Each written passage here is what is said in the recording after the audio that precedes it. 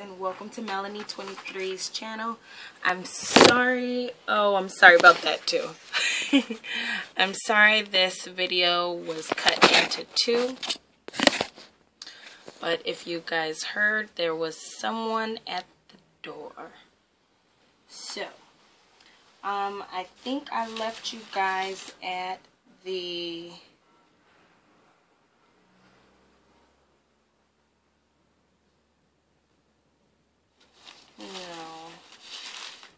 left you guys, I left you guys at the affair with the phone that leaves the husband feeling cheated, and then the pictures, of someone taking pictures of a funeral.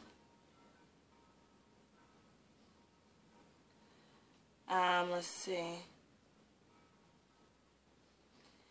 Then we have the 6 months ago. Okay, so this lady is in a AA meeting, which is Alcohol Anonymous. She has been not drinking for a while. Anywho, there's a guy. This lady is married, and there's a guy that keeps popping up at every event, every meeting she attends, and every time he gets a chance, he always tries to start a conversation about telling her about other people and their business. She said it creeps her out. Her husband said he doesn't like it, but she doesn't want to be rude, so she says she had went out of town to go to another place and had announced it to the whole sobriety clique, and he popped up to that one too. So she's like, what do I do? Abby said to just don't discuss it with anyone and go somewhere else, because it's kind of creepy. And I feel the same way. Something you guys don't know, my mom was also in she was in ChaRge, which is a sober living home, and then later on she would go to AA meetings, and my sister and I know their little saying from front to back. I can't recall it right now, but we've been to 1 million AA meetings. So, okay, it says friend celebration makes women unhappy.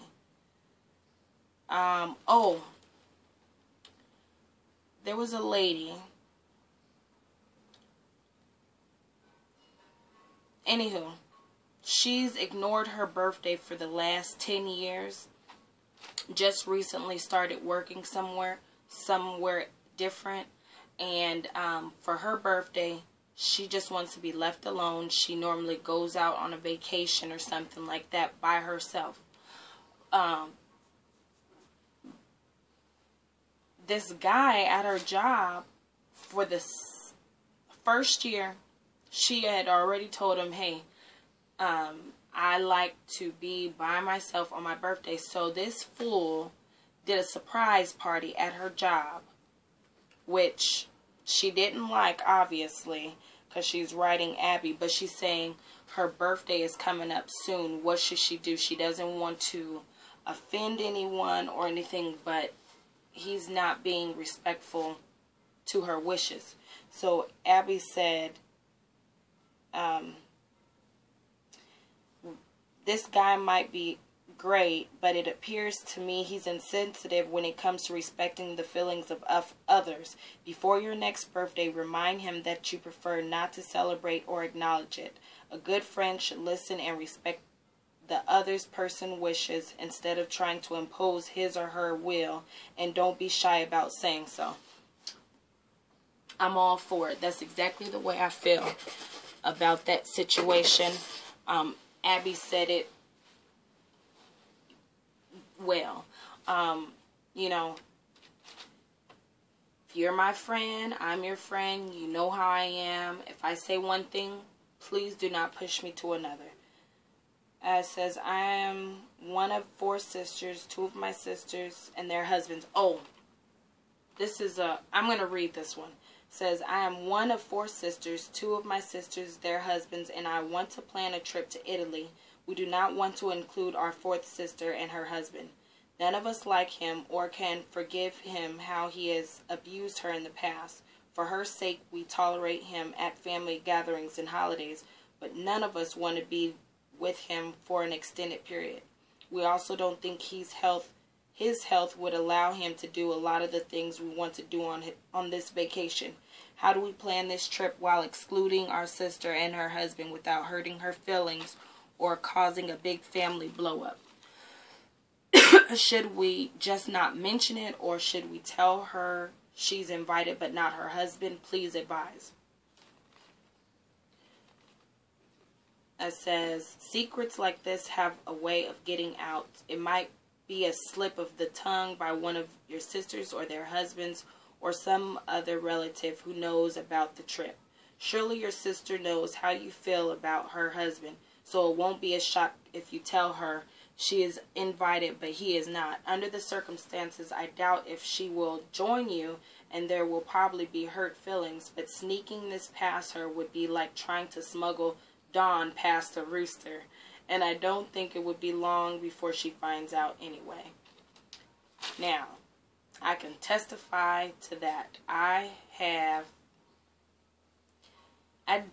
did not like my sister's husband at all, but I tolerated him because of my sister and my nieces and nephew. So I understand. Would I sneak around and not let her know because of him? No, I would tell her, look, baby, I love you, but we're going out. You're invited. He's not. If you can sneak around and come kick it with us, then okay. But if not, please do not bring him.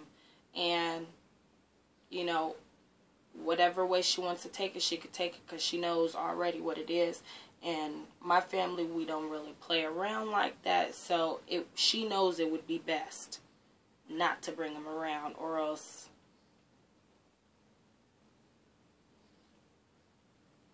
Okay, so let's see. It says, Dear Abby, my husband and I have been married for 9 years. I worked until 2010 and then quit to be a stay-at-home mom to our 2 small children.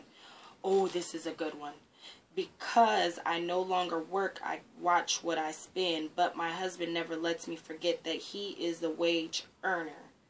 When I went to spend money, he always says, what's in it for me? Or what do I get? I feel like this degrades me. Why does he do this to me? Abby's response says, your husband may say it because he feels stressed or resentful that he is the sole wage earner now. The first time it happened, you should have responded that what's in it for him is that his children have a full-time mother, which the majority of children today don't have. And what he gets out of it are offsprings who have a mother rather than a caregiver raising them. I totally agree with Abby. Now, this is how it works, my opinion. Okay. There's a husband and a wife, kids. Someone has to take care of the kids. If somebody is not around to take care of the kids, then that's money taken out of someone's check. So you have, everybody has their own job in the home. The mom takes care of the household, takes care of the kids, and makes sure the husband is comfortable. If he is not comfortable, then he cannot provide financially and go out and take care of what he's got to do to take care of the house. So with that being said, if she wasn't there taking care of the house and taking care of the kids, then he could not be at work, because then who's going to do the housework? Who's going to be the one to take care of the kids? So your money is my money is your money, unless the husband wants to start paying her for cleaning up the house and taking care of the kids, which would be fair. If you want to say, well, I work, I make the money, and, you know, like that, well then, hey, I cook you meals. Do you know how much it costs nowadays to get a good meal? Charge that. Do you know how much child care costs these days? You can charge that. You know how much house cleaning costs, and all that stuff. Charge all that, and then, you know, we'll be even. Unless you can just agree that you do your job and I do mine. That's why we're a family, and that's why everything runs smoothly. Because you can't have one without the other. Okay? So, moving on to the next.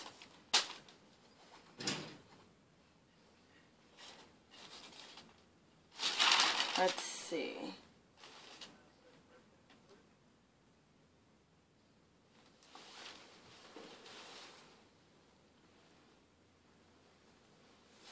Okay.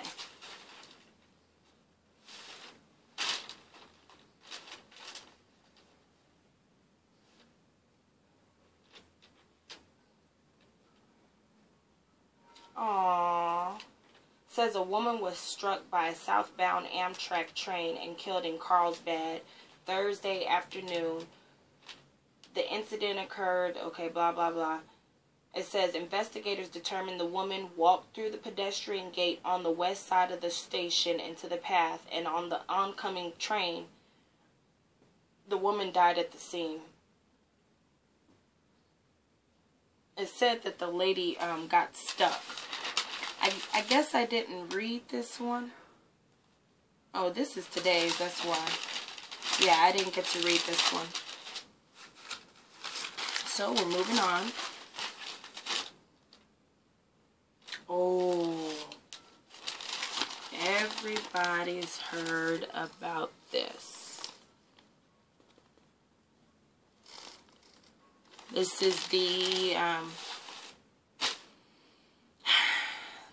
bomb that went off, the bombs that went off in Boston at the marathon. They're looking for the 19-year-old boy now. The brother of his got killed in a shootout, you know, with the police. The youngest one ran after the oldest one threw a bomb and went after the police. So, okay. Yeah, I'm sure you guys seen that one on the news a million times, so I'm not going to go through that.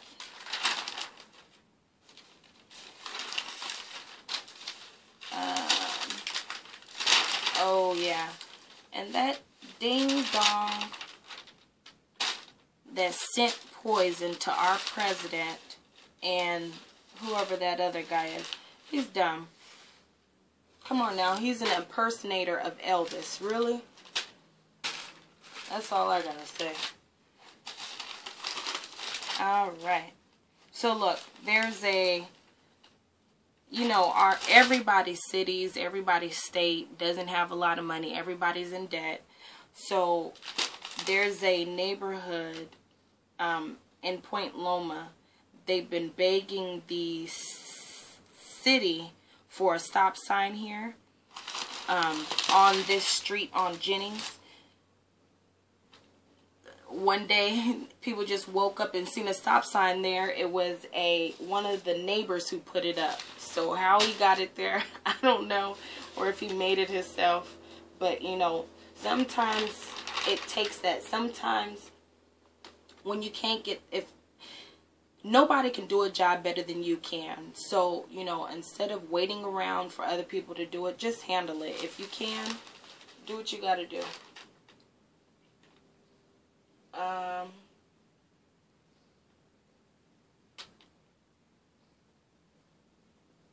Oh, there was a woman reported missing. What actually happened is she got into a car accident and fell over the road in her car. luckily this girl was 18 years old, but luckily somebody walking by spotted her around 9 a.m. and they called the helicopters. I believe she was okay, but her father had called that she was missing because she was supposed to be coming back from a softball game that she never returned. And she was gone for 12 hours sitting out there, so that's a little sad, but thank God they found her.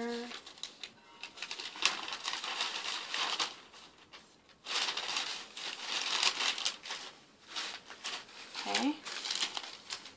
See, go Chargers. Whoop whoop. We're about to, soon they'll have the schedules out for the Chargers. Let's see. There's so much stuff going on in the world today besides that bomb and the bombs that happened in Boston. Then you have the bombs that went off in Texas. Then you have the man sending the poison to the president. It's just so much. Oh, and then it says, wife of ex-justice held in 3 Texas killings. Okay, the background on that. I don't have names. It's in the newspaper somewhere, but a husband and wife went on a rampage killing people that got her husband fired. I don't know what they thought they were going to get out of it, but I do know the husband ended up getting shot and killed. They killed the husband and the wife of the guy who got him fired, and then another guy too that had to do with him getting fired.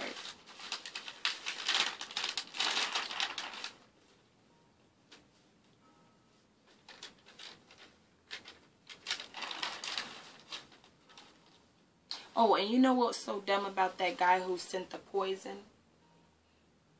He had already, okay, the whole reason why he's been sending letters to the White House is he claims that wherever he used to work, they keep organs in the refrigerator and they sell them on the black market. So I don't know if that's true or not. I mean, if someone's dead, some people want to donate their organs to people who actually need it. So the people that are rich and can pay for it, I guess they get first dibs on it, which I don't agree with, but I don't know if that has anything to do with the organs that he found or whatnot or said. So he had been sending letters telling Obama about it, and since there was no outcome or what he wanted to see, then he thought he'd send in some poison to the White House. Okay? This guy had already been sending letters, and then the final letter with the poison on it said,